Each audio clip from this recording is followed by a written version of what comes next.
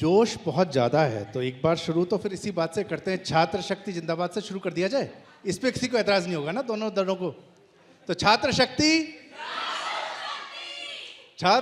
जिंदाबाद। छात्र शक्ति राष्ट्र शक्ति है और 20 दिसंबर 1973 की घटना है, अहमदाबाद की घटना है ये। एक इंजीनियरिंग कॉलेज के अंदर फीस बढ़ाई गई थी मेस के खाने की, 20% फीस हाइक हुई थी और उसको लेके छात्रों ने हड़ताल की। करीब 12-13 दिन के बाद गुजरात विश्वविद्यालय के छात्रों ने भी हड़ताल की और धीरे धीरे ये मसला इतना बढ़ा कि भ्रष्टाचार का मसला बनने लगा और 25 जनवरी 1974 को पूरे गुजरात में बंद का आह्वान किया गया। क्रैशेस हुए, 44 शहरों के अंदर जो है कर्फ्यू लगाया गया, आर्मी को बुलाना पड़ा और छात्रों के उस आंदोलन का दबाव इतना रहा, भ्रष्टाचार के ऊपर इतना तगड़ा प्रहार हुआ कि चिमन भाई पटेल जो उस समय मुख्यमंत्री थे उनको इस्तीफा देना पड़ा। इसके कुछ ही समय के बाद, और इस आंदोलन को नवनिर्माण आंदोलन कहा गया था, कुछ समय के बाद जेपी मूवमेंट शुरू होता है बिहार से और फिर इमरजेंसी के बारे में आप जानते हैं, इमरजेंसी में छात्रों का योगदान रहा। और ऐसा नहीं कि सिर्फ यही छात्र आंदोलन है, हमारे देश में यंग इंडिया थिंकर्स नाम से 1800 समथिंग में, मुझे अभी साल एग्जैक्ट याद नहीं है, उस समय जो है कोलकाता के अंदर छात्रों का एक ग्रुप बना था जो कि थॉट प्रोसेस को एक थिंक टैंक की तरह काम कर रहा था। अनडिवाइडेड इंडिया के अंदर किंग एडवर्ड मेमोरियल कॉलेज के विद्यार्थियों ने पहली बार भारतीय विद्यार्थी और अंग्रेजी विद्यार्थियों के बीच में जो डिस्क्रिमिनेशन होता था उसको लेके हड़ताल की थी। तो भारत के अंदर छात्रों द्वारा किए गए आंदोलनों का एक बड़ा इतिहास है। छात्रों ने इस देश में बड़े बड़े बदलाव किए हैं और इसी बदलाव को उस दौर से आज के दौर तक हम कहाँ पहुँचे हैं इसको समझने के लिए 3 दलों के 3 विभिन्न विचारों के प्रतिनिधि हमारे साथ हैं। अगर हम बात करें, आप छात्र आंदोलन में किसी से भी बात करें, चाहे वो विद्यार्थी परिषद हो, NSCI हो, आइसा हो, SFI हो, अगर आप उनसे पूछेंगे तो वो एक ही बात कहते हैं, हम छात्रों के हित की बात कर रहे हैं, हम छात्रों के अधिकार मांग रहे हैं, फीस वृद्धि के खिलाफ हैं, हॉस्टल में सबको जगह मिलनी चाहिए। ये सारे मुद्दे तीनों के हैं। फिर फर्क कहाँ है, ये 3 दल कहाँ हैं? विषय है छात्र राजनीति और भारत। बात भारत की भी होगी और बात छात्र राजनीति की भी होगी। एक जो फर्क नजर आता है वो फर्क नजर आता है विचारधारा का, फर्क नजर आता है फिलॉसफी का। और मैं शुरुआत यहीं से करना चाहूँगा और ये सवाल मैं आप तीनों से पूछना चाहूँगा, याज्ञवल्क्य जी की आपसे शुरू कर सकते हैं कि भारत, आप लोगों की जो आइडियोलॉजी है, आपका जो विचार है, भारत और भारत के नागरिक, ये कहाँ आते हैं? सबसे पहले दुनिया का सबसे सर्वाधिक लोकप्रिय अखबार दैनिक जागरण परिवार का बहुत बहुत आभार।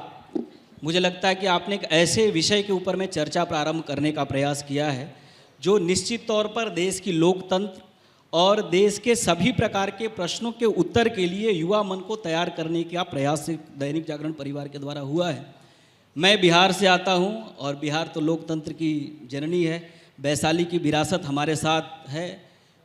तो मुझे लगता है कि एक छात्र राजनीति, ये शब्द का जो प्रयोग है, मैं आपसे निवेदन पूर्वक इस विषय पर आग्रह करूंगा कि छात्र राजनीति नहीं है, छात्र एक सक्रियता है, स्टूडेंट एक्टिविज्म है। और ये एक्टिविज्म की पूरी यात्रा देखेंगे, चूँकि मैं बिहार से आता हूँ और एक ऐसे छात्र संगठन का छोटा सा कार्यकर्ता हूँ जिसका पूरे देश में 50,77,785 कार्यकर्ताओं का एक समूह है। मैं ईसा 326 वर्ष पूर्व चलता हूँ, तो आपको ध्यान में आएगा कि बिहार के मगध महाजनपद में एक शासक हुआ करते थे, घनानंद। और उस समय एक यवनों का आक्रमण भारत के वाहिक प्रदेश यानी सीमांचल पर प्रारंभ होता है और उस समय कई ऐसे लोगों ने प्रयास किया कि यवनों का आक्रमण भारत पर न हो। उस प्रयास में बिहार में भी चलकर एक प्राध्यापक आते हैं और आग्रह करते हैं कि सत्ता का एक काम है कि सीमा और समाज की सुरक्षा होनी चाहिए और आपकी ये जिम्मेवारी है, नैतिक जिम्मेवारी है। लेकिन आप सबको इतिहास के संदर्भ याद होंगे कि शायद किसी सत्ता ने यवनों को रोकने का प्रयास नहीं किया, लेकिन उस समय एक विद्यापीठ यानी एक यूनिवर्सिटी के छात्र और शिक्षक एक साथ आकर के यह स्वीकार करते हैं कि ये काम हमारा है। सीमा से लेकर के समाज तक की प्रत्येक व्यक्ति और प्रत्येक व्यवस्था की रचना का रक्षा करना कैंपस की जिम्मेवारी है, क्योंकि छात्र शक्ति राष्ट्र शक्ति है। इसलिए छात्र राजनीति नहीं है, छात्र एक सक्रियता है, और इस सक्रियता को हम उस प्रेरणा को ध्यान में लेकर के आगे बढ़ते हैं, जो प्रेरणा आचार्य चाणक्य ने प्रारंभ किया कि मिली चुनौती जब भी हमको उसे सदा स्वीकार किया, शीश चढ़ाकर मातृभूमि का नित्य नूतन श्रृंगार किया। यानी ये जिम्मेवारी स्टूडेंट कम्युनिटी का है कि आने वाला संतति, आने वाला समाज, आने वाला भविष्य हमसे सवाल न पूछे कि आपने अपनी भूमिका का निर्वहन किया था कि नहीं किया था। यही छात्र सक्रियता है, और इसके पीछे जो थॉट प्रोसेस ये है कि हम भले हमारी आइडियोलॉजिकली डिफरेंसेज किसी के साथ हो सकता है, हम तो उस आइडियोलॉजी से आते हैं कि 140 करोड़ को अपना मानते हैं। किसी की मजबूरी हो सकती है कि चलो किसी के डंडे में झंडे किसका है, हम इसका फर्क नहीं करते हैं, लेकिन सबका प्रयास ये होना चाहिए कि भारत जिस प्रकार से चाणक्य और चंद्रगुप्त ने वाहिक प्रदेश से लेकर के मगध तक हर व्यक्ति को इस बात का आश्वासन दिया और सुकून दिया कि छात्र शक्ति यानी परिवर्तन है, छात्र शक्ति यानी आंदोलन है, छात्र शक्ति यानी सकारात्मक भाव को लेकर के चरित्र निर्माण के साथ साथ देशभक्ति की प्रखर पुंज जो है वो छात्र शक्ति है। इसीलिए इस देश के अंदर में परिवर्तन का पर्याय छात्र शक्ति के रूप में जाना जाता है। और आज देश के अंदर में जो भी आंदोलन हुए, आपने 74 का उल्लेख किया, मुझे लगता है कि नई सरकार बनी थी आज़ादी के बाद और यूरिया घोटाला हुआ, उसमें एक छात्र शक्ति का ही कार्यकर्ता खड़ा होकर के यूरिया घोटाला को सार्वजनिक किया कि ये नहीं चल सकता है देश के अंदर में। नई नई आज़ादी मिली थी। उसके पूर्व आप देखेंगे स्वाधीनता के आंदोलन में छात्र शक्ति का एक बहुत बड़ा सहभाग रहा, जिसके कारण से परिवर्तन है। 74 की आंदोलन एक कैंपस से निकल करके पूरा समग्र परिवर्तन का आंदोलन बना, और उसमें छात्रों ने अपने दमखम से परिवर्तन करके दिखाया। बाद के आंदोलन देखेंगे कि सबको मालूम है कि इस देश में 21 साल में मतदाता यानी मत देने का अधिकार युवाओं को था, और 18 साल में यदि बालिग हो रहे हैं तो सरकार चुनने का अधिकार 18 साल मिला, ये भी छात्र आंदोलन के कारण से हुआ। इस देश के अंदर में छात्र आंदोलन की परिणति देखते हैं कि आंध्र प्रदेश के अंदर में चाहे काकतीय विश्वविद्यालय हो, चाहे उस्मानिया विश्वविद्यालय हो, लाल क्रांति के नाम पर जिस प्रकार से आम छात्रों की हत्या का एक दौर चल रहा था आंध्र प्रदेश के अंदर में, उस पर लगाम लगाने का काम छात्र शक्ति ने किया, छात्र आंदोलन ने किया। बिहार के अंदर में हम सब लोग जानते हैं कि किस प्रकार से जंगल राज को लेकर के पूरा बिहार बदनाम रहा। जब सत्ता के लोभ के कारण से सत्ता पिपासु लोगों ने समाज को लड़ाने का प्रयास किया, तो बुद्ध से गांधी तक की यात्रा छात्र शक्ति इस देश के अंदर में प्रारंभ करते हुए समुदाय के बीच में किसी भी प्रकार का डिफरेंसेस हम स्वीकार नहीं कर सकते हैं, इस बात को छात्र आंदोलनों ने स्थापित करते हुए इस देश के अंदर में परिवर्तन के रूप में स्थापित करने का प्रयास किया है। आशीष जी, याज्ञवल्क्य बात कर रहे हैं कि यहाँ पर जो है किसी भी तरह का डिफरेंस नहीं देखा गया, छात्र शक्ति ने देश की जो शक्ति है उसको बढ़ाने की बात की। एनएसयूआई का योगदान, एनएसयूआई की जो आइडियोलॉजी है उसको आप इसमें किस तरीके से देख रहे हैं? देखिए, आपको सबको पता है कि एनएसयूआई माननीय पूर्व प्रधानमंत्री श्रीमती इंदिरा गांधी जी द्वारा स्थापित किया गया था। वेस्ट बंगाल छात्र परिषद को और केरला स्टूडेंट यूनियन को मिलाकर एनएसयूआई का गठन इंदिरा गांधी जी ने किया था। और मुझे लगता है कि हमारे संगठन ने, हमारी आइडियोलॉजी ने, हमने जितने भी विश्वविद्यालयों में हमने काम किया आज तक, लगातार निरंतर छात्रों की हम बात करते हैं। चाहे किसी भी तरीके का मुद्दा, चाहे यूपीए सरकार रही हो जिस आइडियोलॉजी से हम आते हैं, या फिर आज के दिन ओपोजिशन में भी, हमने कभी भी पीछे हटकर जितने भी हमारे आंदोलन रहे हैं, जितने आज के दिन इस साल हमारे, चाहे नीट का मामला रहा हो, एनटीए के खिलाफ हमारा रहा हो, तो जब भी छात्रों की हित की बात हुई हमने आगे आके सबसे पहले उन मुद्दों को उठाया है। चाहे हमारी खुद की सरकार रही, उस टाइम पे भी एनएसयूआई ने बड़े आंदोलन साउथ इंडिया से लेकर नॉर्थ इंडिया तक किए। तो मुझे लगता है कि जब स्टूडेंट एक्टिविज्म की बात आती है तो उसमें कोई ऐसी विचारधारा नहीं होगी जो छात्र हितों की नहीं सोचती। तो मुझे लगता है कि एनएसयूआई और जिस विचारधारा से मैं आता हूँ, हमेशा हमें पहले पड़ाव से ये सिखाया गया है कि मेरे जैसे छोटे कार्यकर्ता को दिल्ली विश्वविद्यालय में मौका मिला एनएसयूआई से जुड़ने का, क्योंकि जब मैं कॉलेज में आया था हमने उस आइडियोलॉजी को देखा किस तरीके से मदद की जाती है छात्रों की। तो मुझे लगता है कि और आज जो यहाँ से सीख के हम निकल रहे हैं, तो आगे तक का चाहे हमारा राजनीतिक सफर कितना भी रहे, तो स्टूडेंट एक्टिविज्म जो हमने यहाँ पे किया है, तो मुझे लगता है कि ये सिर्फ यूनिवर्सिटी तक सीमित नहीं है। Student activism all over India, जब भी आप किसी अगले पड़ाव में जाते हो तो वहाँ पर हमें उस चीज़ की झलक जरूर मिलती है।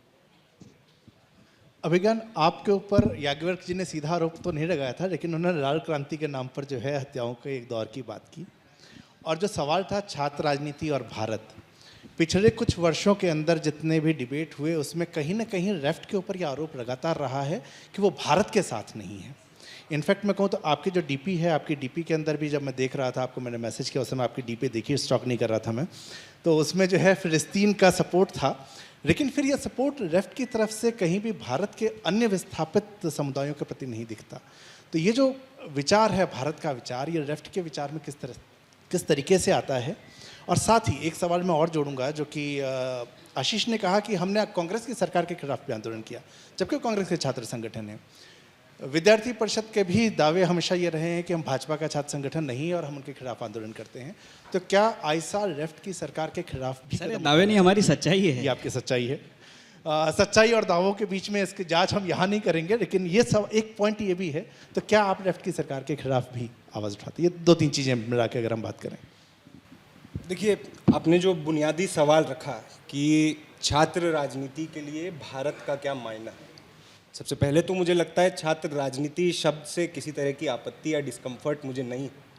एक शब्द से बिल्कुल हम अपने कैंपस में भी देखते हैं, एक कॉमन सेंस ये स्टूडेंट्स के बीच में भी, जो अभी स्टूडेंट्स जुड़ रहे हैं, कि छात्र राजनीति के एक मायने और उस शब्द के साथ एक डिस्कम्फर्ट पैदा। अगर 3 संगठन साथ में बैठे हैं, साथ आए हैं, तो मुझे तो लगता है मैं अपनी तरफ से ये अपील ही कर सकता कि कुछ गलत स्पेलिंग वाले पोस्टर, गलत स्पेलिंग वाले होर्डिंग, बड़ी बड़ी गाड़ियों की रैलियां, खुद ही को पहनाई गई माला थोड़ी कम की जाए तो इस शब्द से भी डिस्कम्फर्ट धीरे धीरे कम होने लगे। दूसरी चीज मुझे लगती है नवीन जी कि भारत, ये क्योंकि तीनों से एक इंट्रोडक्टरी सवाल के रूप में, मगर एक खासकर लेफ्ट से एक डिफेंस के रूप में आया, मैं ये कहना चाहूँगा कि भारत का मायना हम लोगों के लिए वो है जो शायद भगत सिंह ने कहा कि भारत होगा, भारत आज़ाद होगा, मगर आज़ाद भारत की कितनी जनसंख्या अपने जीवन में आज़ाद होगी, ये सवाल आज के लिए छात्र राजनीति के लिए जरूरी है। अवतार सिंह पाश ने कहा कि भारत मेरे सम्मान का सबसे महान शब्द, मगर इसके अर्थ किसी गाथा और किसी नारे में नहीं, वरन खेतों में दायर है जहां सेंध लगती।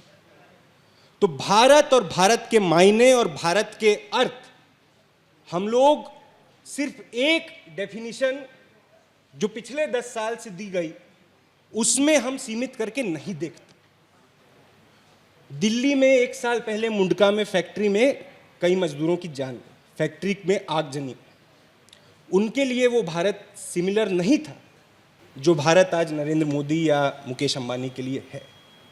हम ये सवाल रखते हैं कि भारत का समूचा विचार, भारत का समूचा आइडिया, उसके भीतर के तमाम अंतर विरोधों के बावजूद वो टिका रहता है, वो कायम रहता है, वो लगातार मजबूत होता है। भारत में अगर एक समय पर एक दलित आंदोलन ने अपने आप को आवाज बनाया, फोर्स बनाया, तो उससे भारत मजबूत हुआ, उससे भारत कमजोर नहीं।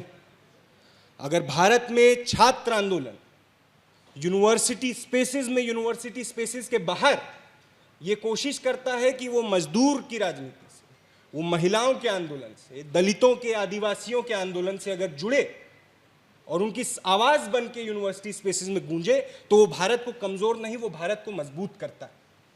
भारत के बारे में और छात्र राजनीति के बारे में मुझे लगता है कि छात्र राजनीति को हम अलग क्यों देखते हैं। असल में तो हम सब स्टूडेंट्स हैं, हम लोगों का सबका एक बैकग्राउंड, कोई मजदूर परिवार से, कोई किसान परिवार से आ रहे हैं। छात्र राजनीति को जो अलग बनाता है वो है इस यूनिवर्सिटी का स्पेस, जहां आप डायरेक्ट प्रोडक्शन से दूर हैं, एक आइडिया के स्पेस में आप एग्जिस्ट करते हैं और आइडियाज के साथ आप पूरी तरह से उनके साथ खेल सकते हैं। और मुझे लगता है यही एक आइडियल यूनिवर्सिटी स्पेस होगा। मगर आज के भारत के लिए, आज का भारत, आज की सरकार का भारत उस यूनिवर्सिटी स्पेस को किस तरीके से इमेजिन कर रहा है, वहां पर हमारी चिंता है। यूनिवर्सिटी स्पेस में आइडियाज के साथ छात्रों को पूरी आज़ादी तब होगी जब सबसे पहले कि हर तबके से छात्र आ रहे हों। हर साल फी हाइक से वो संभव नहीं। हर साल हॉस्टल्स की कटती हुई सीट से ये संभव नहीं। हर साल दिल्ली यूनिवर्सिटी के आसपास बढ़ रहे रेंट से वो संभव नहीं। हर साल लगातार मेट्रो के बढ़ रहे फेयर्स से वो संभव नहीं। यूनिवर्सिटी की डाइवर्सिटी उसकी एक्सेसिबिलिटी से डिफाइन। यूनिवर्सिटी में आज़ादी, यूनिवर्सिटी का मायना, उसके अंदर कितना एकेडमिक और फ्रीडम ऑफ एक्सप्रेशन है वो उससे निर्धारित होगा। और छात्र राजनीति अपने बेस्ट पर, ये वो यूनिवर्सिटी थी जिस यूनिवर्सिटी में ये आज़ादी छात्रों ने लड़के ली। जिस इमरजेंसी के समय के आंदोलन का आप जिक्र कर रहे हैं, वो आज़ादी छात्रों ने ली। जब ब्रिटिश एक तरह से यूनिवर्सिटीज़ को चलाना चाह रहे हैं, तब कोई लाला लाजपत राय हैं जो एक कॉलेज, नेशनल कॉलेज का निर्माण कर रहे हैं, वहाँ पे भगत सिंह और सुखदेव शामिल। वो एक अपना यूनिवर्सिटी का कल्चर वहाँ पे बना पा रहे हैं क्योंकि यूनिवर्सिटी के अंदर इनग्रेन्ड है डेमोक्रेसी। इस आइडिया पर, यूनिवर्सिटी की समझ पर मुझे आज संदेह है। और उसी के साथ साथ भारत के जो आज एक बहुत ही होमोजेनस मायने हैं, मुझे उस पर भी संदेह है। मगर फिर से पाश को दोहराऊंगा कि भारत मेरे सम्मान का सबसे महान शब्द है। मैं अगले सवाल को आप ही से फिर से शुरू करता हूं। जब आपने भारत की परिभाषा की बात की, आपने छात्रों के आंदोलन की बात की, आपने मुकेश अंबानी के होने पर भी क्या मुकेश अंबानी, एक सवाल में जोड़ता हूँ, क्या मुकेश अंबानी इस देश में नहीं होने चाहिए या अडानी नहीं होने चाहिए? वन, मैं दूसरा सवाल भी जोड़ रहा हूँ। आपने जितनी भी बातें की, मुझे नहीं लगता कि इस पूरे क्राउड में बैठा कोई भी आदमी किसी मजदूर के हक के खिलाफ होगा। इनमें से एक भी नहीं होगा। यहाँ बैठा कोई भी नहीं होंगे। इस देश में कोई भी आदमी मजदूर के हक के खिलाफ नहीं होगा, कोई उद्योगपति हो तो हो। फिर ऐसी क्या वजह है कि युवा जो जिस उम्र में वो सबसे ज़्यादा क्रांतिकारी होता है, आपने बहुत सारे अच्छे उदाहरण दिए, लेकिन ये उन लोगों ने काम कर दिया। लेफ्ट ये सारी बातें इतने वर्षों से करता ही आ रहा है। आप सीमित होते चले जा रहे हैं। जब सरकार की बात थी तब भी हुआ, विश्वविद्यालयों में आप सीमित होते चले जा रहे हैं, एक जगह से ज़्यादा आप आगे नहीं बढ़ रहे। तो इतने अच्छे विचारों को जो आपने प्रस्तुत किया है, इन विचारों को आम छात्र स्वीकार क्यों नहीं कर पा रहा? क्या आम छात्र को आपके विचारों में कहीं कुछ वो दिख रहा है कि डबल स्टैंडर्ड है, कि आपने जो बातें कही और जो प्रैक्टिकली हो रहा है उसमें डिफरेंस है? एनआरकी भी एक बहुत बड़ा उसमें उदाहरण है। लेफ्ट के कई टुकड़े हुए, एनएसयूआई के हम इतने टुकड़े नहीं देखते, विद्यार्थी परिषद का टुकड़ा नहीं देखते हैं, लेकिन लेफ्ट के जो है कई सारे फैक्शंस बनते चले गए हैं। तो आपके अपने विचारों के अंदर क्या अभी तक कोई वो क्लैरिटी है कि आप एक जगह से आगे नहीं बढ़ पा रहे? वो एक दो यूनिवर्सिटी, वहाँ पे खेल खत्म हो जा रहा है। देखिए, लेफ्ट सिर्फ यूनिवर्सिटीज़ तक तो लेफ्ट आज भी सीमित नहीं। बिल्कुल सही बात है कि एक आंदोलन, एक लगातार परस्पर आंदोलन अपनी ऊंचाइयां और नीचाई सब देखता है। वो आरएसएस ने भी देखी, वो कांग्रेस ने भी देखी, वो लेफ्ट आज ये फील कर रहा है। ये लेफ्ट खुद आज एक अलग तरह की परिस्थिति में वापस हम देख रहे हैं कि इसी चुनाव ने, इस लोकसभा के चुनाव ने भी पिछले के मुकाबले एक लेफ्ट के एक लेवल पर कुछ स्टेट्स में वापस रिसर्जेंस हमने देखा। हमने ये भी देखा, जो मुझे एक सवाल जो मुझे लगता है कि दिल्ली यूनिवर्सिटी का ही आप उदाहरण अगर लीजिए, कि क्या छात्र लेफ्ट के आइडियाज़ को नहीं एक्सेप्ट कर रहे। मुझे लगता है दिल्ली यूनिवर्सिटी के तो आप चुनाव के तरीके को भी देखेंगे। नवीन जी, आप बाहर देखिए, यहाँ से निकल के आपको कहीं विचार दिख रहा है वहाँ पर? वहीं में से शायद कोई जीत जाए आज से 20 दिन बाद, मगर विचार जो गया वो जा रहा। एक बहुत ही अलग तरीके से चुनाव का मॉडल यहाँ पर तैयार हो रहा है, और बिल्कुल उसमें एक सोशल बेसिस, सोशल पोजीशंस और सोशल रिसोर्सेज जिस तरीके से मोबिलाइज हो रहे हैं, उसमें लेफ्ट पीछे और वहाँ पर पीछे होने में हमें शर्म नहीं। ये बात बिल्कुल सच है कि आज वापस और मजबूती से लड़ने की और मजबूती से नए तरीके से आंदोलनों को इमेजिन करने की ज़रूरत है, उसमें कोई दो राय नहीं। मगर यूनिवर्सिटी स्पेसेस में ही लेफ्ट के प्रेजेंस की बात करें तो जेएनयू जैसी यूनिवर्सिटी की एक्सेसिबिलिटी को प्रिजर्व करने वाला अगर वहाँ पर कोई है तो वो लेफ्ट की यूनियंस। दिल्ली यूनिवर्सिटी की एक्सेसिबिलिटी लगातार सबसे गरीब छात्र से अगर दूर होती जा रही तो उसका जिम्मेदार कौन है? उसका जिम्मेदार तो दिल्ली यूनिवर्सिटी का एडमिनिस्ट्रेशन और पूरी तरह से शांत दिल्ली यूनिवर्सिटी की यूनियन, जिसने नहीं सवाल उठाया फी है, जिसने नहीं सवाल उठाया नई जो 4 साल का नया कोर्स आया उस पर, जिसने तमाम आईपीसीडब्ल्यू में सेक्सुअल हैरेसमेंट के केसेस होते हैं नहीं सवाल उठाया। एक मॉन यूनियन दिल्ली यूनिवर्सिटी का मॉडल। आज हम स्टूडेंट्स के बीच में भी जा रहे हैं। नए स्टूडेंट्स इस बात को लेकर चिंतित हैं कि पूछ रहे हैं कि भैया आप सीनियर्स हैं, ये साल भर ऐसा रहता है क्या? तो हम भी बता रहे हैं नहीं, 1 महीने की बात है, फिर ये लोग कहीं नहीं दिखेंगे। तो स्टूडेंट्स को ये आश्वासन हम लोग दे रहे हैं। तो एक नई तरह की एक नई तरह की इमेजिनेशन की ज़रूरत लेफ्ट को बिल्कुल है, नई तरह की लड़ाई की ज़रूरत लेफ्ट को बिल्कुल है, उसमें कोई डाउट नहीं। मगर एक बहुत ज़बरदस्त रिप्रेशन से गुजरते हुए सारे मुकाम पूरे हो रहे हैं। आज यूनिवर्सिटी में हम एजुकेशन की अगर फ्रीडम की बात करें, यूनिवर्सिटी में हम एक सबसे डेमोक्रेटिक और सबसे इंक्लूसिव यूनिवर्सिटी कैसे हो सके उसकी बात कर रहे हैं, तो उसमें हम नहीं मिस कर सकते हैं कि एक जेएनयू के स्टूडेंट उमर खालिद जेल में पिछले 4 साल से, शर्जील इमाम जेल में है, गुल्फिशा फातिमा जेल में, हमारी यूनिवर्सिटी के प्रोफेसर हनी बाबू जेल में है, और उनके प्रति यूनिवर्सिटी की कोई संवेदनशीलता हमको नहीं दिखती। आशीष, जब अभिज्ञान बहुत सारी बातें उन्होंने की, जिसमें एक बड़ा आरोप था कि छात्रों के पास यूनिवर्सिटी की एक्सेस नहीं है। आप एक ऐसे संगठन से आते हैं जिस संगठन का बहुत लंबे समय तक एक सत्ताधारी दल से, जो 50-55 वर्षों तक रहा, राज्यों में उसकी सरकार रही, एनएसयूआई को प्रभाव भी मिला। जब सत्ता में पार्टी है तो उसका फायदा एनएसयूआई को मिलता है। अभिज्ञान ये कहते हैं कि जेएनयू में ही वो एक्सेस मिल पा रही है, डीयू में नहीं मिल पा रही है। इसके अलावा हम अन्य राज्यों में भी जाकर देखें तो कुछ समय पहले मुझे याद है जेएनयू में हॉस्टल की फीस वृद्धि के ऊपर एक आंदोलन हुआ था, काफ़ी विरोध हुआ। जिस समय वो 8 रुपये या कुछ रुपए बढ़े थे, उसको लेकर कितना बड़ा आंदोलन था। उस समय में मुझे ध्यान है कि राजस्थान विश्वविद्यालय का छात्र आज से 20 साल पहले भी 35-36 हज़ार रुपये वो देता था हॉस्टल का। तो ऐसे हर राज्य में ये स्थिति होगी। तो ये जो एक्सेस है एजुकेशन का, इस एक्सेस को लेके एनएसयूआई जो कितना पुराना संगठन है, उसने अभी तक किस तरह से अपने आप को क्रिएट किया है, अभी आप उसको लेके क्या कर रहे हैं? देखो, कहीं ना कहीं मैं इस बात से सहमत भी हूँ कि कैंपस में जो पॉलिटिकल स्पेस है उसको कहीं ना कहीं घोटने की कोशिश की जा रही है। उसका एकमात्र रीज़न मैं आपको बता देता हूँ कि आज के दिन जिस तरीके से, अब मैं उसको किस वे में बताऊँ आपको, कि जो हमारे सेंट्रल गवर्नमेंट है या फिर प्रशासन दिल्ली विश्वविद्यालय का ही, जिस तरीके से कोई भी छात्र अगर किसी और विचारधारा से जुड़ने की कोशिश करता है, मैं अपनी नहीं बता रहा हूँ, मैं लेफ्ट की कह रहा हूँ, मैं किसी की भी कह रहा हूँ, लेकिन कहीं ना कहीं उसको प्रशासन द्वारा उस तरीके से पीछे खींचने की कोशिश की जाती है। आज के दिन आपको पता होगा, अभी पिछले साल ही यूनिवर्सिटी द्वारा एक ऐसा नोटिफिकेशन निकाला गया कि प्रोटेस्ट करने के लिए आपको पहले हमसे परमिशन लेनी पड़ेगी, अगर परमिशन ग्रांट करते हैं हम तब आप प्रोटेस्ट कर सकते हो। तो ये किस तरीके का डेमोक्रेसी है यूनिवर्सिटी स्पेसिस में? तो मुझे लगता है कि, और आप बात की इन्होंने फीस हाइक की, दिल्ली विश्वविद्यालय के अंदर निरंतर पिछले कुछ सालों से एबीवीपी लेड डूसू बन रहा है। लास्ट टाइम दिल्ली विश्वविद्यालय छात्र संघ का चुनाव सिर्फ फीस हाइक के मुद्दे पर, मेट्रो कंसेशन पास पर एबीवीपी ने लड़ा।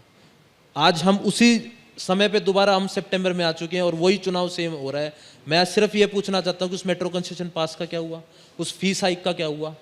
हमारा मुद्दा था 1 कोर्स 1 फीस, जिसके लिए हम आज भी खड़े हैं और हम आगे भी अड़ेंगे, और हमारे मैनिफेस्टो में मेन मुद्दा यही है। क्यों किसी एक नॉर्थ कैंपस के कॉलेज में एक बच्चे को उसी सेम फैसिलिटीज़ के लिए अगर 15,000 पे कर रहा है एक कोर्स में, तो सेम आउटर कैंपस में जाके उसे 30,000 रुपये पे करना पड़ रहा है सेम कोर्स के लिए? तो ये यूनिवर्सिटी प्रशासन, सेंट्रल गवर्नमेंट के डायरेक्शंस पे यहाँ पे जो हो रहा है, जिस तरीके का माहौल किया जा रहा है, टीचर्स के साथ जो बदतमीजी की जाती है डेली बेसिस पे यहाँ पे, ये कोई आम नहीं है, रोज़ वीडियो वायरल होती है, लेकिन उस पर क्या कॉग्निजेंस लिया जाता है? तो कहीं ना कहीं छात्रों के बीच में वो डर पैदा करने की स्थिति आज के दिन ऐसी कर दी है कि आप इधर जाएंगे तो आपके टीचर्स आपको ऐसे करेंगे, आप यहाँ जाएंगे तो प्रशासन से आपको ऐसे आ जाएगा। कोई लड़का अगर कॉलेज में कुछ करने की कोशिश करता है तो उसको इनडायरेक्टली एक तरीके का दबाव बनाया जाता है कि आप उस विचारधारा से ना जुड़े, आपको दिक्कत हो जाएगी, आपकी ग्रेजुएशन में दिक्कत आएगी। तो इस तरीके का कल्चर, और ये पहले नहीं था, एनएसयूआई लेड डूसू भी रहा है, इतने सालों से चीज़ें चलती आ रही हैं, ये कभी पहले नहीं था। ये अभी ये कुछ सालों से इस तरीके का कल्चर हमने दिल्ली विश्वविद्यालय में देखने को करा है। और जो भी छात्र संघ एबीवीपी का, जो भी डूसू के अंदर छात्र संघ अध्यक्ष बन के जिस तरीके से भी आ रहे हैं, वो डूसू तक ही सीमित रह रहे हैं, उससे आगे वो जा नहीं पा रहे हैं। कोविड के टाइम पे ओपन बुक एग्जामिनेशन का इतना बड़ा मुद्दा था, 2-2 हज़ार बच्चा आर्ट्स फैकल्टी पर आकर प्रदर्शन कर रहा था। उस टाइम पे वो छात्र संगठन कहाँ था? क्या वो बच्चों का मुद्दा नहीं था? 2000 बच्चा अगर आर्ट्स फैकल्टी में यूनिवर्सिटी में कोविड टाइम पे आके अपनी बात रखना चाह रहा है, और दिल्ली विश्वविद्यालय छात्र संघ से मेरे अलावा कोई वहाँ पे है ही नहीं। तो मुझे लगता है कि कहीं ना कहीं वो ओपन स्पेस जो हम पहले महसूस करते थे, वो कहीं ना कहीं कन्फाइंड की जा रही है। यागर कि बड़ा मतलब आरोप विद्यार्थी परिषद के ऊपर है ये, कि जो है पिछले कुछ वर्षों में विद्यार्थी परिषद जब स्टूडेंट यूनियन में रहा, छात्रों के मुद्दे नहीं उठ पाए हैं। इसके ऊपर आप किस तरह बात करेंगे? साथ ही मैं ये भी जानना चाह रहा हूँ कि वायलेंस भी खूब हुआ है तीनों ही संगठन के, ऐसा नहीं है कि किसी एक के ऊपर आरोप लगे, तीनों ही संगठन के लोग आपस में लड़ते भिड़ते भी रहे हैं। तो जब आप तीनों के मुद्दे एक हैं, आप भी छात्र हितों की बात कर रहे थे, आशीष भी वही कर रहे हैं, अभिज्ञान भी वही कर रहे हैं, तो ये सारे मुद्दे एक होने के बाद आप लोगों के बीच में इतने क्रैशेस क्यों हैं, और क्यों जो आरोप आशीष लगा रहे हैं कि विद्यार्थी परिषद क्यों छात्रों की आवाज़ को नहीं उठा पा रही है अभी? देखिए, मुझे लगता है कि हमारे दोनों भाइयों का दर्द हम भी समझ सकते, सामने जो बैठे उनको भी समझ आ रही है। दर्द का मौलिक धरातल, देखो दिल बहुत बड़ा स्कैनर है, इस पर हाथ रखोगे तो हर कुछ स्कैन हो जाता है। बात आइडियोलॉजी की आपने खड़ा की थी कि आज यदि क्रांति लाल सलाम के माध्यम से लिखी जानी थी तो लोगों को, हर व्यक्ति को क्रांतिकारी होना चाहिए था। यदि बात किसान और नौजवान और मजदूर की होनी थी तो हर मजदूर को खड़ा होना चाहिए था। लेकिन नारे और हकीकत में अंतर है। मैं एक सवाल सामने पूछता हूं कि क्या डूसू के होने से स्टूडेंट, जो भी ड्यू के स्टूडेंट है, मुझे लगता है कि एकमात्र एक ऐसा एग्जाम्पल है कि एक छोटी चाहे बड़ी समस्या हो, दिल्ली यूनिवर्सिटी के अंदर में किसी एक स्टूडेंट को समस्या होता है तो डूसू डायरेक्टली रिप्लाई करता है। हमने देखा अनुभव करके। इस बात में सच्चाई है कि नहीं सच्चाई है? आज डूसू की एक कल्चर है। आशीष भी बैठा है, आशीष भी चुनाव लड़े थे, इनको भी मालूम है। डूसू की एक कल्चर है, शायद जो बाहर से लोग, उनको डूसू का कल्चर अडॉप्ट करना पड़ेगा। देखिए, डूसू के अंदर में कई चीज सकारात्मक है, उसको अनुभव करना पड़ेगा। और अनुभव करने के लिए हर बार फॉलोअर बन के अनुभव नहीं कर सकते आप। अब क्या है कि कुछ लोग ऐसे फॉलोअर हैं कि वो भारत के लिए जीना ही नहीं चाहते हैं। मुझे अच्छा लगा कि कई हमारे मित्र अभी भारत की परिभाषा दे रहे थे, अच्छी बात है, देना पड़ेगा क्योंकि लोग वही सुनना चाहते हैं। भारत के लोगों ने भारत यानी जो ज्ञान की खोज में रत है, ऐसा समुदाय भारत है। सवाल यह है कि अपनी पराजय को इस प्रकार से ब्रांडिंग कर दो कि फर्जीफिकेशन का, ब्यूटिफिकेशन का नोटिफिकेशन ऑन हो जाए सबके सामने। इसलिए हर चीज कहीं से स्टार्ट करो, खत्म करो सरकारों के ऊपर में। इसलिए आज जो डूसू के ऊपर सवाल हो रहा है, मुझे लगता है कि सबसे जो डूसू के अंदर में सकारात्मक चीज है उसको ठीक से अध्ययन करने की आवश्यकता है। एबीवीपी के ऊपर में बार बार हमारे मित्र को आज़ादी है, चूंकि एबीवीपी अभिव्यक्ति की आज़ादी का सबसे बड़ा पक्षधर इस देश के अंदर में, तो आज़ादी के साथ बोल सकते हैं। लेकिन मुझे कई बार ऐसा अनुभव आता है कि सिर्फ आप अपने चीज़ों को कवर करने के लिए डेमोक्रेसी, बाकी चीज़ों, डेमोक्रेसी कहाँ नहीं है। आप झारखंड के अंदर में भी आइए ना, आप छत्तीसगढ़ के अंदर में अभी कई लोगों का एग्जाम्पल हुआ, जेल में है। मुझे लगता है कि बेसिक चीज समझिए, जो व्यक्ति लेफ्ट से जीत करके आ रहा है उसको एनएसवाई और कांग्रेस में जाना पड़ रहा, कितना आइडियोलॉजिकली कहाँ कौन किस सतह पर खड़ा है, बहुत बड़ा एग्जाम्पल है। हमारे दोनों भाइयों के सामने संकट है, एक के पास लीडर नहीं है, एक के पास आइडियोलॉजी पर प्रैक्टिशनर नहीं है। तो ये चीज को समझना पड़ेगा हमको कि यदि हमारी आइडियोलॉजी ठीक है तो उसके प्रैक्टिशनर होने चाहिए, और हमारा यदि प्रैक्टिस अच्छा तो हमारा लीडर आगे बढ़ना चाहिए। लेकिन आशीष का अभी मुझे लगता है कि प्रभारी भी दूसरे जगह से आए हुए हैं, मेरे ही बिहार से हैं। तो हम दोनों भाई, मेरे छोटे भाई, मैं इनका दर्द समझता हूँ। एबीवीपी, हमने पहली बात में कहा, हम 140 करोड़ लोगों के साथ साथ, और हमारी जो ब्रिंगिंग है, हम विश्व की कल्याण के लिए, स्वामी विवेकानंद ने एक बात कही, एबीवीपी क्यों काम करता है, इस बेसिक को समझना पड़ेगा। दुनिया के प्रत्येक व्यक्ति, देश का अपना एक उद्देश्य है, प्रगति करना, विकास करना। लेकिन भारत का उद्देश्य वो नहीं है। भारत का उद्देश्य है कि दुनिया के प्रत्येक व्यक्ति को मानवता की राह दिखाना है। जब दुनिया के अंदर में भारत का इतना बड़ा विराट उद्देश्य है तो ऐसे व्यक्ति चाहिए देश के अंदर में। एबीवीपी का प्रयास है व्यक्ति निर्माण के माध्यम से, यानी दुनिया की प्रत्येक समस्या का समाधान भारत के पास है। तो भारत ऐसे समस्या का समाधान देने वाला यूथ खड़ा करेगा। सो एबीवीपी का प्रयास है कि आज देश में व्यक्ति निर्माण के माध्यम से राष्ट्र का निर्माण का एक लक्ष्य हम युवाओं के सामने रखने का प्रयास करते हैं। इसलिए आज एबीवीपी सभी कैंपस के अंदर में, एबीवीपी चाहे डूसू की बात हो, एबीवीपी चाहे झारखंड की बात हो, चाहे बिहार की बात हो, अन्य राज्य में जहां चुनाव होते हैं, चुनाव के इतर भी आप देखेंगे कि एबीवीपी का प्रेजेंस इसलिए है कि हम किसी एक पॉलिटिकल पार्टी के कमिटमेंट के आधार पर नहीं जी रहे हैं। इसलिए मैंने आपको रोका था कि हम किसी पॉलिटिकल पार्टी के हिस्सा नहीं हैं। भारत का जय कोई भी करेगा, कल आशीष खड़ा होकर बोलेगा हम इसके पीछे खड़ा हो जाएंगे। लेकिन दुर्भाग्य यह है कि कई लोगों को सिखाया नहीं गया कि आप भारत की जय बोलो, कई लोगों को हुआ कि अपने नेता की जय बोलो। बेचारे गुमराही में जी रहे हैं, जीते रहेंगे। एबीवीपी का प्रयास है कि पहले भारत की जय होनी चाहिए, और इसके लिए भारत का जय वही करेगा जिसके अंदर में स्वयं का जय करने का साहस हो। इसलिए व्यक्ति का निर्माण करना चाहते हैं। इसलिए आज एक आइडियोलॉजिकली धरातल पर हम चल रहे हैं। काकतिया यूनिवर्सिटी के अंदर में, उस्मानिया यूनिवर्सिटी के अंदर में लेफ्ट के लोग तिरंगा झंडा नहीं फहराने देते। मैं नहीं बोल रहा हूं, ऑन रिकॉर्ड जाकर के आंध्र प्रदेश के पुलिस रिपोर्ट को आप देखिए। उस्मानिया में लाल झंडा वाले लोग काला झंडा 15 अगस्त को फहराते थे। हम लड़े, 17 कार्यकर्ताओं को हमने कुर्बानी दी उसके लिए। आज काकतिया उस्मानिया यूनिवर्सिटी में तिरंगा झंडा लहराया जा रहा है। तो हम एबीवीपी का मूल प्रश्न यह है कि हम संगठन खड़ा करने के लिए तो काम ही नहीं करते हैं। एबीवीपी का जय हो, हम इसके लिए काम ही नहीं करते हैं। हम काम करते हैं कि समस्या के समाधान के लिए यूथ खड़ा हो। हर व्यक्ति को लगे कि किसी गांव में कोई व्यक्ति रो रहा है, उसके आंसू को पोंछने वाला कैंपस से निकलकर जाना चाहिए। ये संवेदना हम प्रकट करना चाहते हैं स्टूडेंट के मन में। यानी समस्या के समाधान देने वाला कोई हाथ होगा तो छात्र होना चाहिए। वो सिर्फ एबीवीपी नहीं होना चाहिए, प्रत्येक, चूंकि भारत का हर मानस का, भारत का प्रत्येक व्यक्ति का यही स्वभाव रहा है।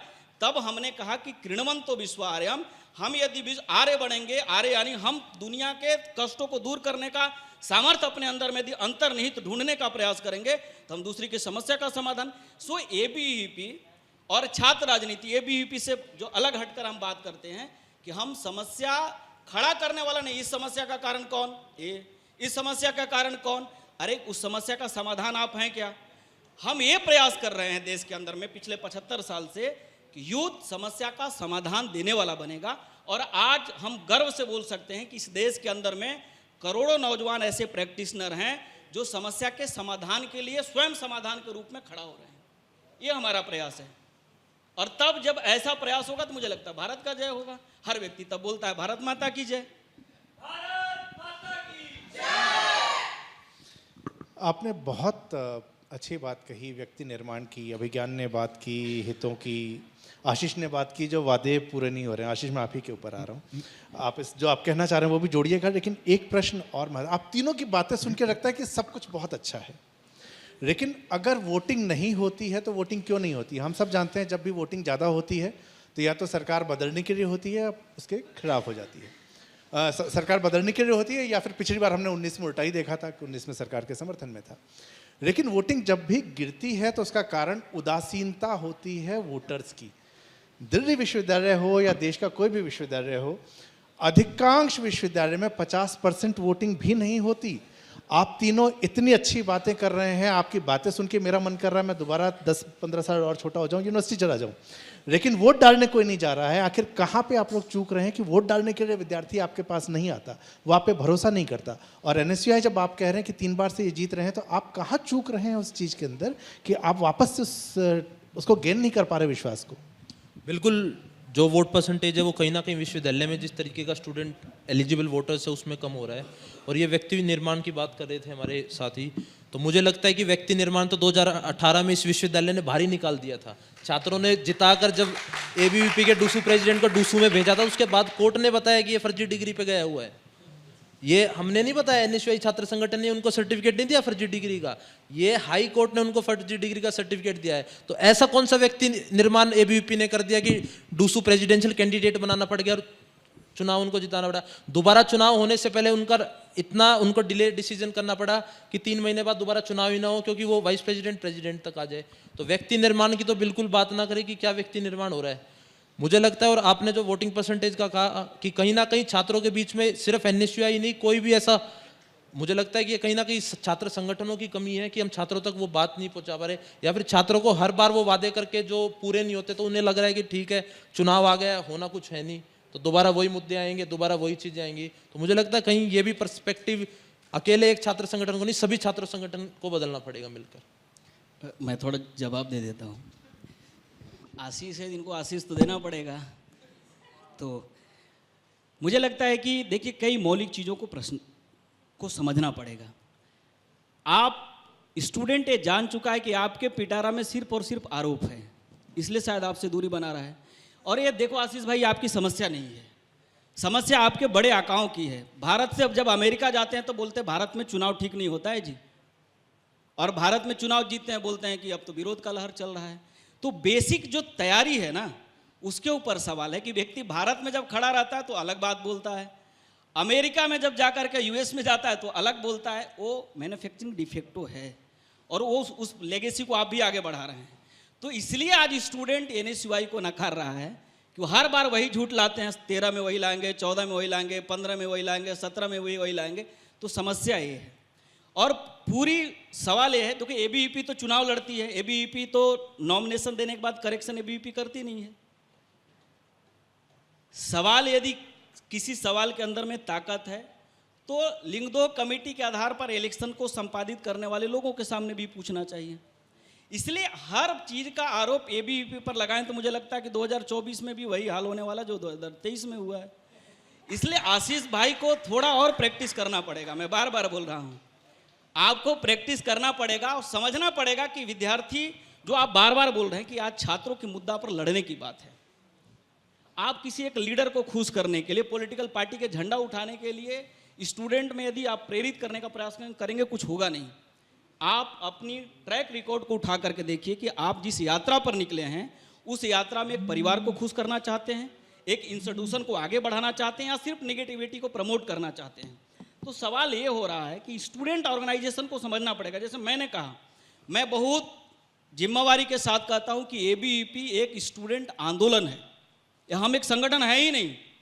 और हम बहुत जिम्मेवारी से इस बात को कहते हैं कि हमारा कोई भी पॉलिटिकल कमिटमेंट नहीं है कि किसी दल को जिताने के लिए हम काम करते हैं।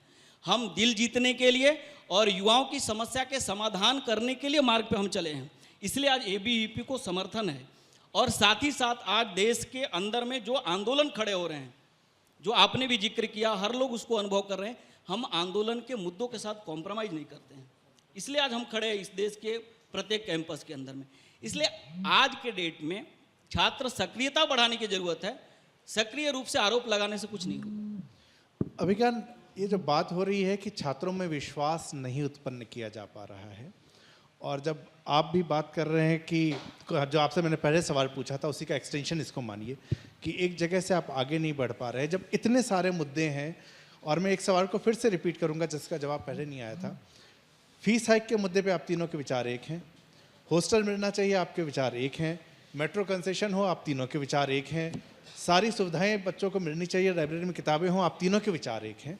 तो आखिर ऐसी क्या मजबूरी आती है कि तीनों छात्र संगठन जो है इस विचार को, पॉलिटिकल विचार को छोड़ के इकट्ठे आकर ये काम नहीं कर पाते कि हम ये विश्वास उत्पन्न कर सकें कि छात्र संगठनों के साथ विद्यार्थी जुड़ें। और ये सवाल मैं आपसे इसलिए ज़्यादा उस पर पूछ रहा हूँ कि क्योंकि विद्यार्थी परिषद या एनएसयूआई का फुटप्रिंट विश्वविद्यालय में तुलनात्मक रूप से ज़्यादा बड़ा नज़र आता है, जिसका एक जवाब आपने दिया था कि ऊपर नीचे चलता रहेगा साइकिल। लेकिन विद्यार्थी परिषद या एनएसयूआई समहाउ एक सस्टेनेबल, उनका आज़ादी के बाद से हम देखें सस्टेनेबल सा उनका एक रिकॉर्ड सा रहा है। तो ये समस्या कहाँ है कि आप विश्वास को नहीं उत्पन्न कर पा रहे हैं? और लेफ्ट के ऊपर ये सवाल इस समय बहुत ज़्यादा है क्योंकि कहीं ना कहीं ये अस्तित्व का सवाल भी है। देखिए, सबसे पहले तो मैं नहीं मानता हूं कि लेफ्ट का चुनावी परफॉर्मेंस हमेशा लेफ्ट के अस्तित्व का सवाल है, क्योंकि लेफ्ट की फिलॉसफी हमारी जनरली आइसा की फिलॉसफी छात्रों और छात्रों के साथ तमाम समाज में दबे हुए तबकों को साथ में एक मुखर आवाज़, एक लिबरेशन के लिए, एक आज़ाद इक्वल समाज बनाने के लिए हर वो लड़ाई जो अलग अलग फ्रंट्स पे चल रही है उसके हम साथ खड़े। हम अपने कैंपसेस में अगर इस बात को देखते हैं कि चुनाव, क्योंकि यहाँ पे कहा जा रहा है, यहाँ पर चुनाव को, डूसू के चुनाव को एक संगठन की शक्ति का एक रिप्रेजेंटेशन यहाँ पे दिया जा रहा है। एक बहुत ही आइडियलिस्ट पिक्चर है। हालांकि अंकित बसोया पे जवाब नहीं आया, मगर आइडियलिस्ट पिक्चर यहाँ पे दी जा रही है। मगर आप डीयू के चुनाव की एक्चुअल प्रैक्टिस आप रोजमर्रा में देखिए, रोजमर्रा में वायलेंस के इंस्टेंसेस आपको, और सिर्फ ऐसा नहीं कि एबीवीपी एनएसयूआई के बीच में, एबीवीपी के बीच में भी, क्योंकि डीयू के चुनाव को आसपास के राज्यों के लैंडेड पर्टिकुलर्स के बीच में एक डिस्ट्रीब्यूशन की तरह इस चुनाव को बना दिया गया। और एक ये लंबा कल्चर है, जिस डीयू कल्चर की बात कर रहे हैं उसमें भी अंकित बसोया पे जवाब नहीं आया, मगर एक डीयू डूसू के कल्चर की बात जो हो रही उसका एक्चुअलिटी बहुत अलग है। आज मैं रामजस कॉलेज के बाहर 300 लोग रामजस कॉलेज में घुसते हैं और मैं जानता हूं उनमें से 10 यूनिवर्सिटी के छात्र नहीं घुसे, बहुत पर्चाबाजी करके निकले, सिर्फ और सिर्फ नाम चिल्ला। तो यूनिवर्सिटी में विचार ग्रैस्प नहीं हो पा रहे हैं। यूनिवर्सिटी की राजनीति के जो डोमिनेंट फोर्सेस हैं, और ये बात हम मानेंगे कि एबीवीपी एनएसयूआई यूनिवर्सिटी के डोमिनेंट फोर्सेस हैं, एबीवीपी लगातार यूनियन जीतता है, मगर छात्र हित फी हाइक के खिलाफ होना या यूनियन की भी फिलॉसफी मैं नहीं मानता हूं कि हमारी मिलती जुलती है। फी हाइक के सवाल पर भी, फी हाइक के सवाल पर बिल्कुल एबीवीपी ने भी प्रोटेस्ट किया है, आइसा ने भी प्रोटेस्ट किया है, मगर आइसा फी हाइक के सवाल को सिर्फ एक कॉलेज के प्रिंसिपल का रवैया नहीं मानता। आइसा इस बात को देखता है कि जियो यूनिवर्सिटी को इंस्टीट्यूट ऑफ एमिनेंस बना दिया गया, जेएनयू को नहीं बना। जियो यूनिवर्सिटी कहाँ है, कहाँ एग्जैक्ट लोकेशन है, कौन सी क्लास चल रही है, उसका कोई टाइम टेबल भी हमको बताए तो हम उस पर बात करें, मगर 1000 करोड़ की फंडिंग माफ। यूनिवर्सिटी में फी हाइक एक स्ट्रक्चरल पॉलिटिकल इकोनॉमिक समझ से आ रहे। यूजीसी के बजट को 6500 करोड़ से 2500 करोड़ कर दिया गया। यूजीसी को हटाकर हायर एजुकेशन फंडिंग एजेंसी को लाने का काम किया गया, जो यूनिवर्सिटी को ग्रांट की जगह अब लोन दे रहे। तो ये बात नहीं है कि एक कॉलेज के टीचर ने फीस बढ़ा दी, एक कॉलेज के प्रिंसिपल ने बढ़ा दी, या एक कॉलेज है जो हॉस्टल नहीं बना रहा। ये एक समाज में, और समाज में जो सत्ता में, वो किस फिलॉसफी से शिक्षा को और किस फिलॉसफी से यूनिवर्सिटी स्पेसेस को देखता है, वो इसका सवाल है। आज राष्ट्रीय शिक्षा नीति पार्लियामेंट में बातचीत के बिना लॉकडाउन के समय पर लागू की। एक प्रेस कॉन्फ्रेंस में कहा गया कि ये अब है, उसके पहले डॉक्यूमेंट्स ये लोग लाए, मगर प्रेस कॉन्फ्रेंस में एक 85 करीब पेज का डॉक्यूमेंट ला दिया। In orientation and in essence, that policy completely mirrors the Birla Ambani report of 2000.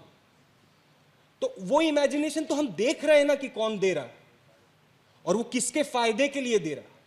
अगर सन 2000 में बिरला अंबानी रिपोर्ट कह रही है कि शिक्षा को बाजार में खरीदने और बेचने की वस्तु बनाइए, it is no more profitable for us, then we see the university earning for profit today.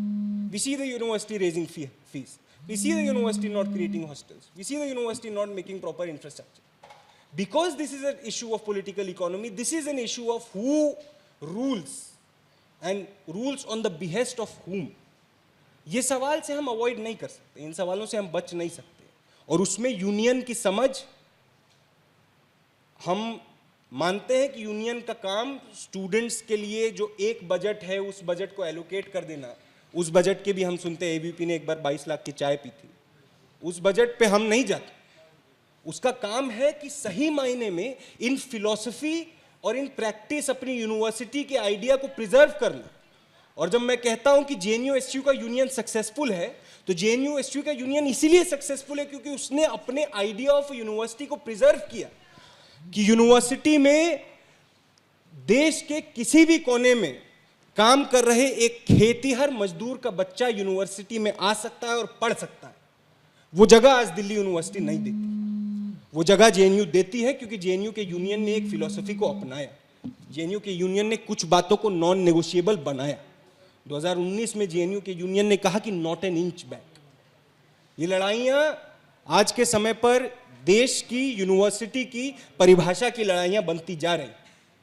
इसमें सही बात है, हम छोटे मजाक कर सकते हैं, हम लोग तंज कस सकते हैं, मगर ये सवाल सीरियसली आने वाले समय में जगह जगह में देश में छात्र, युवा, किसान, मजदूर, महिलाएं, दलित, आदिवासी, मुस्लिम अपने अपने तरीके से लगातार दे रहे हैं।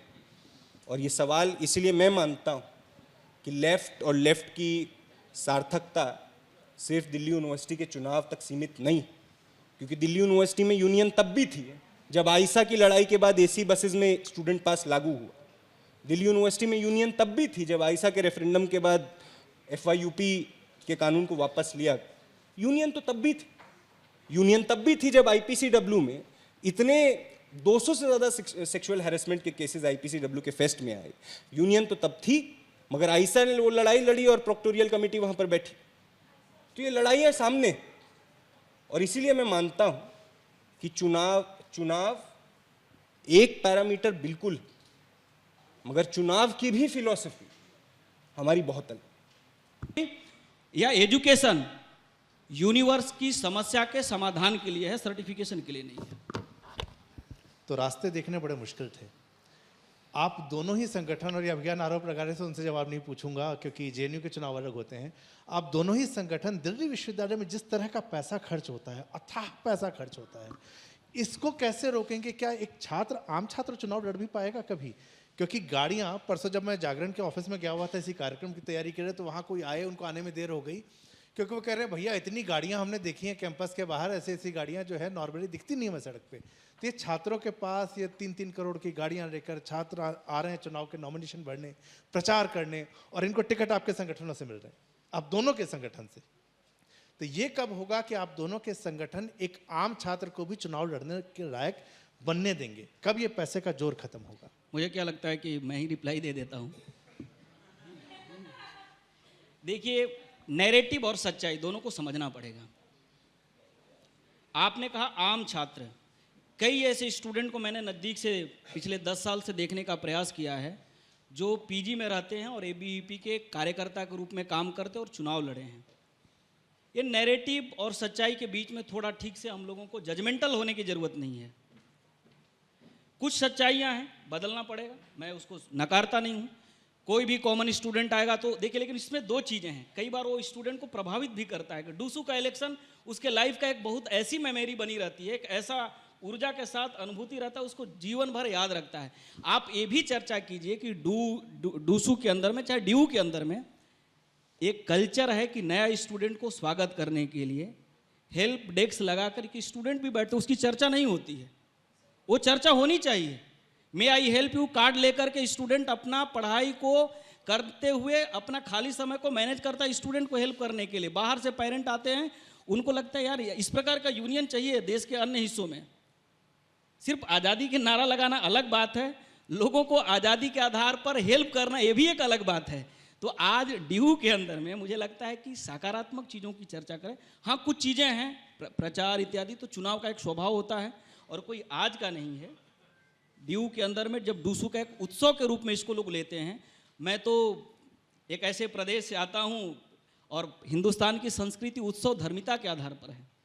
फिर कई लोग कल खड़े होकर के बोल देंगे, जैसे अभी बोलते हैं कि होली में पानी बर्बाद मत करिए। अब उसका कोई लॉजिक नहीं है।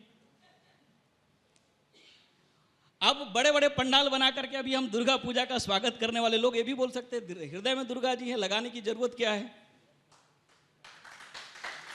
इसलिए मैं बार बार आपसे निवेदन करते हुए बाकी सभी लोगों से कि इसकी एक, हाँ, कुछ चीज़ें गलत है, उसका प्रतिकार होना चाहिए, सुधार होना चाहिए और सभी संगठन प्रयास करेंगे। आज एबीवीपी के कई कार्यकर्ता हैं जो 2-3 साल काम करते हैं इस कैंपस के अंदर में, सामान्य कार्यकर्ता, सामान्य परिवार से। चूंकि हम ढोल नहीं पीटते कि गरीब का उत्थान हम ही कर रहे हैं। यदि हम ये हर बार बोलेंगे तो गरीब का उत्थान होगा ही नहीं, वो तो हमारा ही सर्वहारा के पीछे चलता रह जाएगा। वो अपनी समस्या का समाधान ढूंढेगा। आज एबीवीपी के कार्यकर्ता बरसों काम करते हैं, कॉलेज अध्यक्ष के रूप में, प्रदेश कार्यकारिणी सदस्य के रूप में, विभाग संयोजक के रूप में, प्रदेश सहमंत्री के रूप में, तब जाकर के वो चुनाव लड़ते। कोई बड़े बाप के बेटे चुनाव नहीं लड़ते एबीवीपी के कार्यकर्ता। अब इसका जवाब आशीष से भी लेना चाहूँगा क्योंकि समय हमारे पास अब खत्म हो रहा है। आशीष, आप इसको कहाँ से देखते हैं, क्योंकि आपके संगठन से भी लोग आते हैं? देखिए, मुझे लगता है कि हमारा तो एकमात्र ऐसा संगठन रहा है, हमने 2019 में भी इतने समय बाद विमेन प्रेसिडेंशियल कैंडिडेट को मौका दिया। और चलिए वो वुमेन वाली मैं बात नहीं करना नहीं, मैं पैसे की बात कर रहा हूँ। हाँ, मैं उस बात पे आ रहा हूँ। कहीं ना कहीं आपको लगता है कि दिल्ली विश्वविद्यालय के चुनाव का एक ट्रेंड ऐसा बन गया है कि आपको कुछ चीज़ें करनी पड़ेंगी वरना आप वहाँ पे सफल नहीं हो पाओगे उस चीज़ में। तो मुझे लगता है कि हमारा संगठन तो काफ़ी कैंडिडेट्स ऐसे रहे हैं जिनको संगठन तौर पे मदद करने की कोशिश की गई उस प्लेटफॉर्म तक ले जाने के लिए। मैं खुद एक ऐसा एग्जाम्पल हूँ कि मैं किसान परिवार से आता हूँ और मुझे दिल्ली विश्वविद्यालय छात्र संगठन का चुनाव लड़ने का मौका मिला था 2019 में और मैं जीत कर आया था। मुझे क्योंकि एक मेरे जैसे एक नॉर्मल कार्यकर्ता को स्टूडेंट कॉलेज यूनिट से लेके दिल्ली विश्वविद्यालय का चुनाव लड़ाने तक का काम तो मुझे लगता है कि एनएसयूआई ने किया, तो उसके लिए मैं तहे दिल से और ज़िंदगी भर उस चीज़ का मैं आभार भी करूँगा। तो मुझे लगता है कि कहीं ना कहीं एक छात्र संगठन के ट्रेंड बदलने से ये चीज़ें स्वाभाविक नहीं होगी, और इसमें दिल्ली विश्वविद्यालय को भी कॉग्निजेंस लेना पड़ेगा। लिंग दो कमेटी की वायलेशंस आपको ही पता है किस तरीके से धज्जियां उड़ाई जाती हैं। तो मुझे लगता है कि अगर दिल्ली यूनिवर्सिटी प्रशासन उसमें स्ट्रिक्ट होगा तो मुझे लगता है कि ऐसा कभी नहीं हुआ कि उस चीज़ को फिर वायलेशन कोई कर पाएगा उस चीज़ की। हालांकि ये विषय ऐसा है, अभी आप कुछ कहना चाह रहे हैं लेकिन मैं आपको रोकूंगा क्योंकि सेशन हमें समाप्त भी करना है।